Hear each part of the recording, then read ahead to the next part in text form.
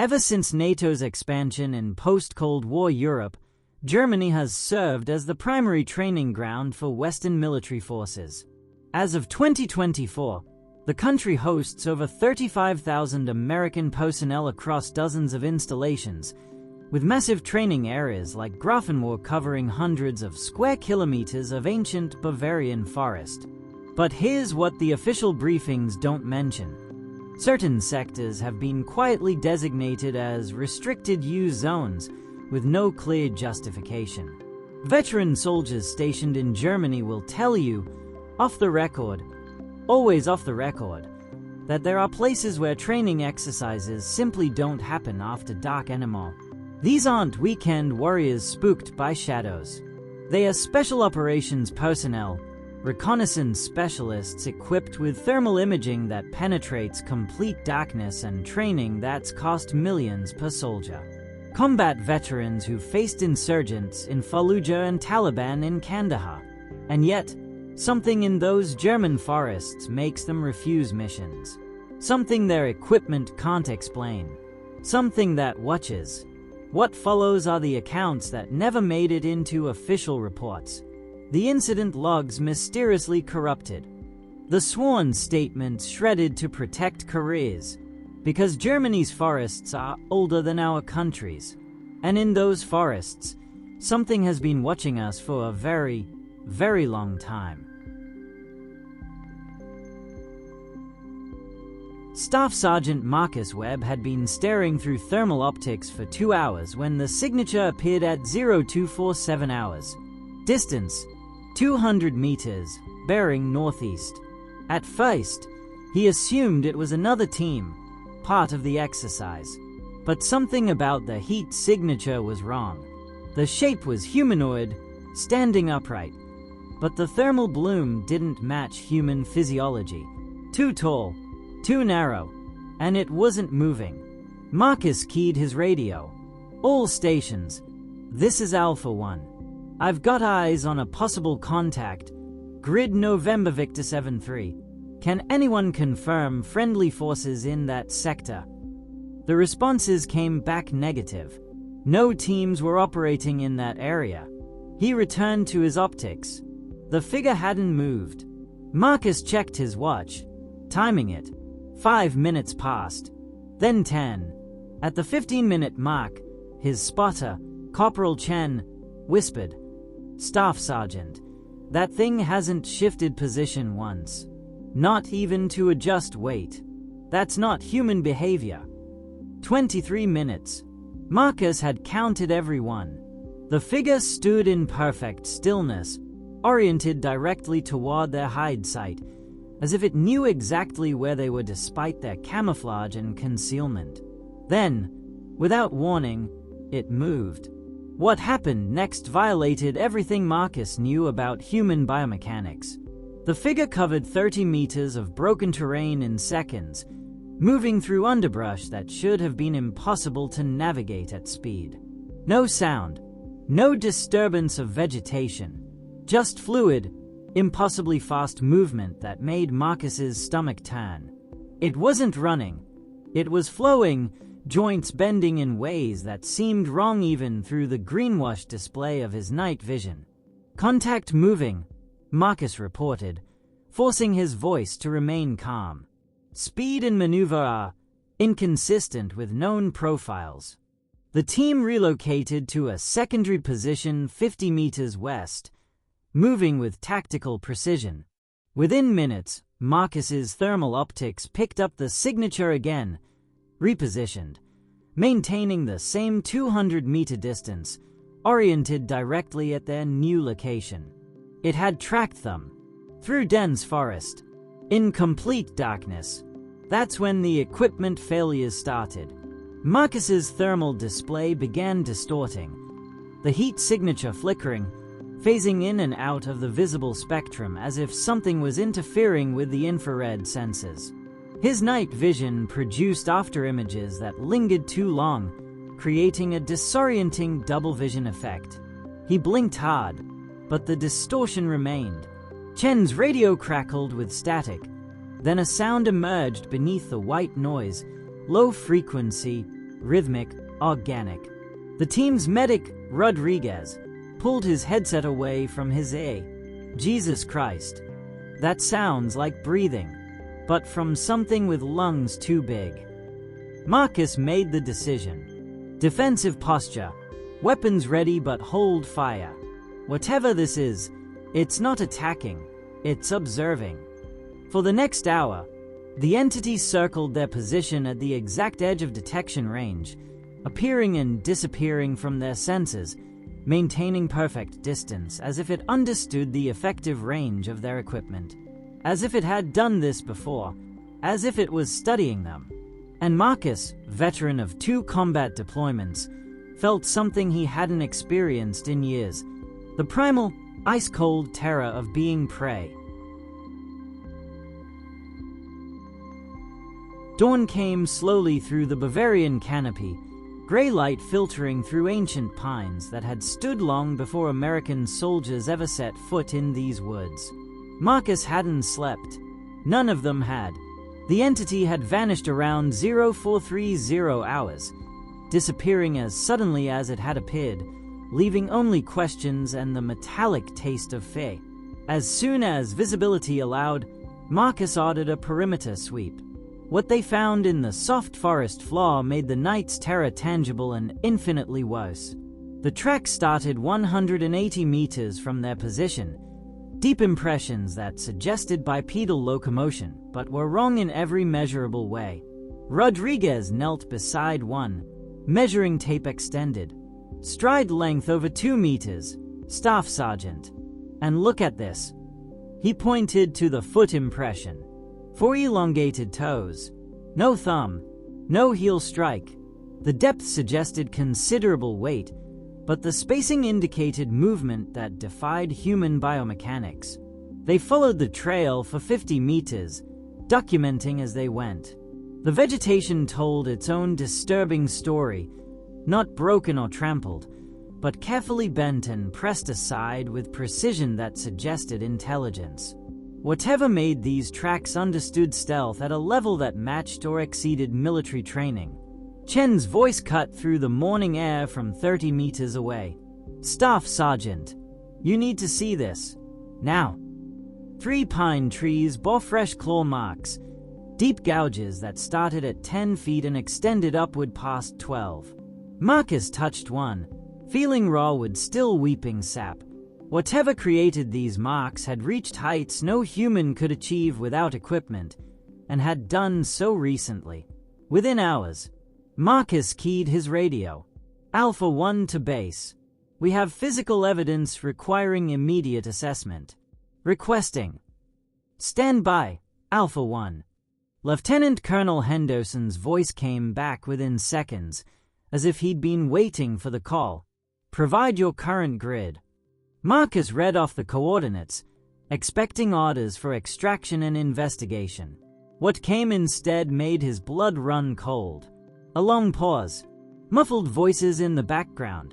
Consultation with someone whose authority Marcus couldn't identify.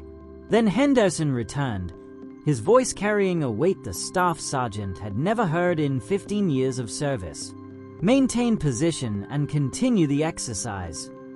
Sir, we have evidence of an unknown contact with capabilities that... I'm aware. Webb. Henderson cut him off, the words deliberate and careful. You're not the first team to report this.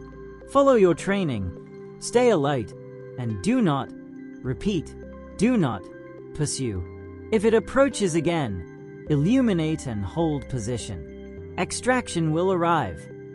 The statement hung in the air like smoke. You're not the first team. Not an anomaly. Not a surprise.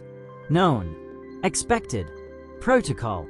Sir, with respect, what exactly are we dealing with here? The pause stretched long enough that Marcus thought the connection had dropped. When Henderson finally spoke, his voice was quiet. That's above your clearance, Staff Sergeant. Just follow the protocol. Henderson out. Rodriguez stared at the radio. They know. Jesus Christ. They know what's out here and they are still sending us in. Chen was already pulling up training area incident logs on his tablet. "I'm checking malfunction reports for this sector." His fingers moved quickly, pulling data that painted an impossible picture. Sector 7K showed equipment failure rates 3 times higher than adjacent grids. Multiple teams had filed reports of unusual wildlife encounters with descriptions that matched their experience almost exactly, all classified as inconclusive. Most disturbing were the missing time incidents. For documented cases where patrols reported losing hours they couldn't account for, arriving back at base impossibly late given their logged movements and positions. "There's more," Chen said, his voice tight. "Unofficial soldier forums. Guys who've been stationed here for years have a name for certain sectors. Dark zones. There's an informal policy to request different grid assignments if you're scheduled for night ops in them. Our current position is on that list." Marcus felt the world tilt. The most powerful military on Earth had developed workaround protocols for something it couldn't explain and wouldn't officially acknowledge. Something that had been here long enough to establish patterns, territories, behaviors. "So what do we do?" Rodriguez asked. Marcus looked toward the tree line where shadows still clung despite the climbing sun. Out there, something was waiting. Something that had learned to coexist with human presence by staying just beyond understanding. Something that watched. "We follow orders," Marcus said quietly. "We maintain position. And tonight, when it comes back, we find out what the hell we're really dealing with." The third night arrived with a heaviness that settled into Marcus's bones. His team had maintained position throughout the day, alert but exhausted, their earlier confidence eroded by sleeplessness and the memory of those impossible thermal signatures. They'd debated pulling out, calling the exercise early, but pride and protocol kept them in place. Now, as darkness fell and the temperature dropped, Marcus found himself checking his watch obsessively, counting down the hours until extraction. At 2,147 hours, the thermal scope picked up the first contact. Marcus's breath caught. Then another signature appeared, this one 60 meters to the east. Then a third, northwest. Within minutes, 5 distinct heat sources had materialized around their position, each one maintaining careful distance, moving with deliberate coordination through the undergrowth. "They are flanking us," whispered Rodriguez, his voice tight with an emotion Marcus had never heard from the veteran sniper. "They are hurting us." Marcus watched through his optics as the signatures shifted in concert, tightening the perimeter, leaving only one avenue of retreat open, toward the deeper forest where the terrain grew rough and visibility dropped to nothing. These weren't random movements. This was tactics. The entities were using terrain features for concealment, approaching from positions that negated the team's fields of fire, demonstrating an understanding of military doctrine that should have been impossible. The hours crawled past.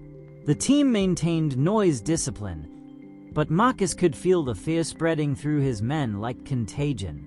These were rangers, men who'd survived Helmand and Ramadi, but their training had never prepared them for this. You could fight an enemy you understood. This was different. At 0330, one of the signatures broke from the pattern. It approached slowly, deliberately, closing to 50 meters before stopping at the edge of a small clearing. Marcus trained his night vision device on the spot, adjusted the focus, and felt his stomach drop. It stood upright like a man but stretched wrong, proportions elongated as if something had taken human anatomy and pulled it like taffy. 7 feet tall, maybe more. The skin appeared gray-white in the green phosphor glow, stretched taut over a frame too thin, too angular. When it turned its head toward their position, its eyes caught the infrared illuminator and reflected back with a greenish luminescence that no animal he knew possessed. Marcus couldn't move, couldn't breathe. Every instinct screamed at him to run, to shoot, to do something, but his body had locked up completely. The entity tilted its head, studying their position with evident intelligence, and then its mouth opened. Maintaining position, maintaining. The words were distorted, guttural, wet-sounding, like someone speaking through a mouthful of mud. But they were unmistakably words. His words, from their radio check 4 hours earlier. Rodriguez made a strangled sound beside him. Someone else whispered Jesus Christ, like a prayer. The entity held its position, head cocked, waiting for a response that wouldn't come. When none came, it melted back into the darkness, leaving 5 seasoned combat veterans trembling in their hide site, no longer hunters but prey to something that had learned their language and wanted them to know it.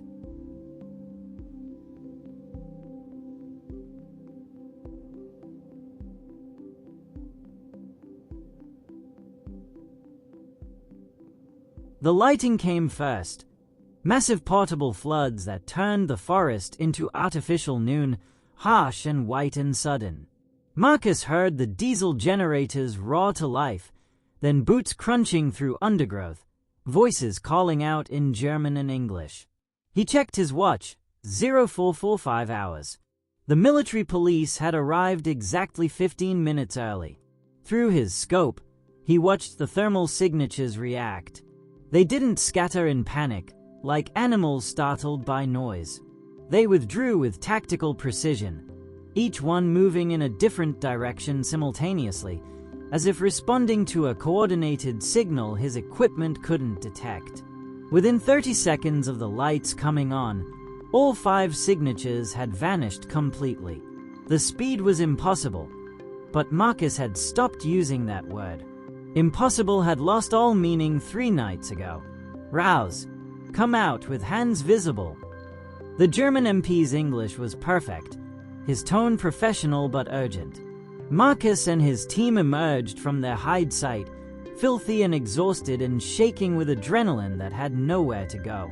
They were loaded into vehicles immediately. Not the standard transport back to base, but unmarked vans with blacked-out windows that drove for nearly 2 hours before arriving at a facility Marcus didn't recognize. The debriefings were conducted separately, each team member isolated in different rooms. Marcus sat across from a joint panel, 2 American officers he didn't know and a German liaison whose name tag read Hoffman.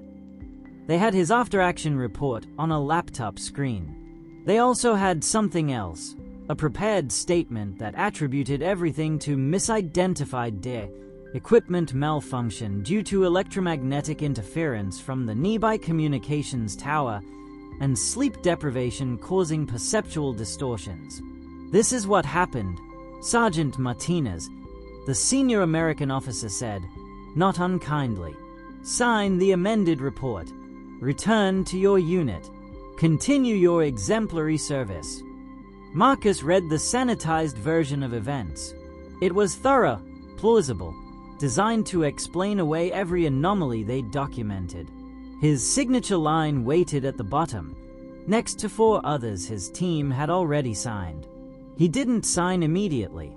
The silence stretched until the German officer, Hoffman, spoke.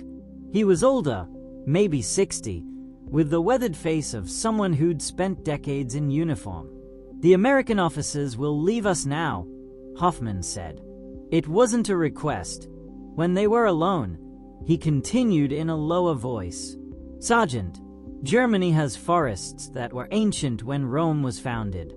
In those forests are things that predate our understanding of the natural world. He pulled out a WAN folder, flipped it open to reveal reports dating back decades, some typewritten, some handwritten, all describing encounters eerily similar to Marcus's own. We cannot explain them. We cannot capture them. We cannot eliminate them. So we have accommodations. Hoffman's finger traced a map showing zones marked in different colors. Category 3 sectors are restricted after dusk. Your command was briefed. You maintained position in violation of protocols established through treaties older than your country. He closed the folder. Waldgeister, Die Wilden Jagger, Do Erlkönig. The names change across centuries, but the encounters remain consistent. They are territorial. They study us as we study them. They respond to patterns, to light, to noise. They are not aggressive unless provoked or pursued. He met Marcus's eyes. Consider yourself fortunate. What are they? Marcus asked. We don't know. We've stopped asking. We've learned coexistence instead. The choice was presented clinically. Sign the amended report and continue his career, or insist on the truth and face psychiatric evaluation, potential medical discharge, the end of everything he'd built. Marcus thought about his team, Rodriguez, Chen, the others. Good men who'd seen the same impossible thing. Men who had families, futures, careers they'd earned through blood and discipline. He signed. They all signed. 3 weeks later, back at their regular base, the team never spoke about those 3 nights. Not directly, but Marcus noticed Rodriguez checking shadows differently now, so Chen paused before entering dark spaces. They'd all made the same bargain. Silence for sanity, career for truth. They'd traded what they knew for what they could prove, and the cost was permanent. The knowledge that something inexplicable lived in those ancient forests, that institutions they'd trusted were managing reality rather than revealing it, that the world contained spaces where human understanding simply ended and something else began. Marcus kept his security clearance, his position, his reputation. But late at night, he still heard that voice in his mind, wet and struggling, mimicking his own words back to him from something that had no right to possess language at all. The accommodation, he learned, ran both ways. They pretended the entities didn't exist, and the entities, for the most part, let them. Thank you for watching and for supporting the channel. Your likes, subscriptions, and comments truly mean a lot. 6 months stateside and Marcus still couldn't sleep through the night. Fort Bragg was familiar territory, North Carolina pine forests, nothing like the ancient woods of Germany, but his body didn't care about geography. Every rustle of branches sent his heart racing. Every shadow at the tree line demanded investigation. His girlfriend, Sarah, tried to understand, but how could he explain that certain darkness felt different now, that some silences carried weight? Operational stress, the therapist wrote in her notes. Marcus fed her vague details about deployment fatigue, combat exposure, the standard explanations that would keep his security clearance intact. She recommended meditation, cognitive behavioral therapy, gradual exposure to triggering environments.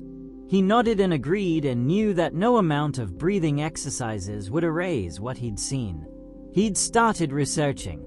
Late nights in his apartment, laptop screen the only light, falling down rabbit holes of encounter reports that stretched across continents and decades. Different names: Wendigo in Canada, Dogman in Michigan, the Rake in the Appalachians, Fleshgate in the Pacific Northwest, but the descriptions aligned with eerie consistency. Tall, gaunt, humanoid but wrong.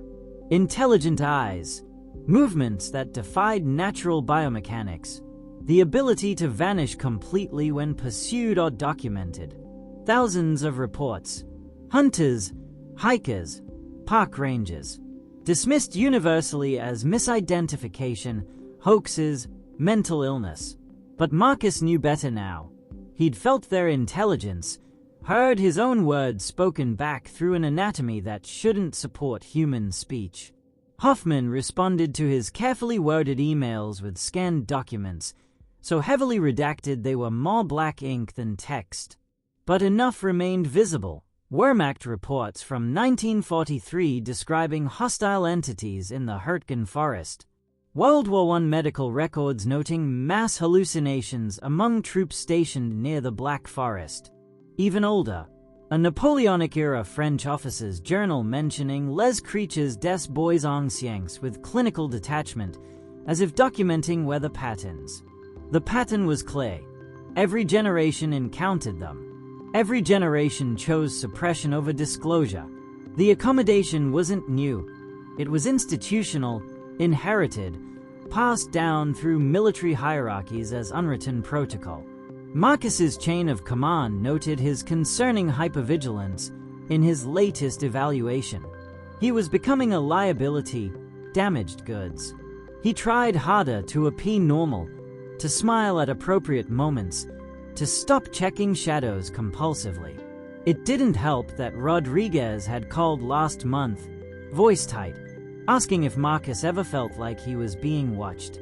They'd talked around it carefully, said nothing specific, but the understanding passed between them like a current. The veterans' gathering was supposed to be therapeutic. Barbecue, beer, shared service experiences. Marcus was nursing a drink when someone mentioned Grafenwall. His head snapped up involuntarily. The speaker was a staff sergeant, younger, looked like artillery. "You stationed there?" Marcus asked, keeping his tone casual. 2 years. Loved it. Mostly. Great training facilities. Do much night work. In the forest areas. The man's expression changed instantly. Recognition, fear, and profound relief flickering across his face in rapid succession. "Some," he said quietly. "You?" "Yeah, some." They didn't discuss details. They didn't need to. The understanding existed in the space between words, in the way they both instinctively checked the tree line, in the knowing that some experiences couldn't be spoken aloud but could be shared through silence. Marcus drove home as dawn broke, watching the sky lighten over his rural property. He'd bought the house for its isolation, its distance from the dense forests that triggered his panic. But North Carolina had trees everywhere, and lately he'd been finding game trails on his property that didn't match deer or bear patterns. The trail camera notification hit his phone as he pulled into the driveway. Motion detected at 0347 hours. His thumb hovered over the review button, then moved to delete. The timestamp alone told him everything he needed to know. That specific time, that pre-dawn hour when the entities moved with purpose. He deleted the footage without watching. Some things, once seen, couldn't be unseen. And some things, once they'd marked you, never stopped watching. The accommodation worked both ways. He wouldn't look for them if they maintained their distance. But as Marcus unlocked his front door, he couldn't help glancing toward the distant tree line, where the morning mist still clung to the ground like something living, where the shadows hadn't quite retreated, where something tall and gaunt might be standing just beyond clear sight, patient and eternal, waiting for night to fall again. Thank you for watching and for supporting the channel. Your likes, subscriptions, and comments truly mean a lot.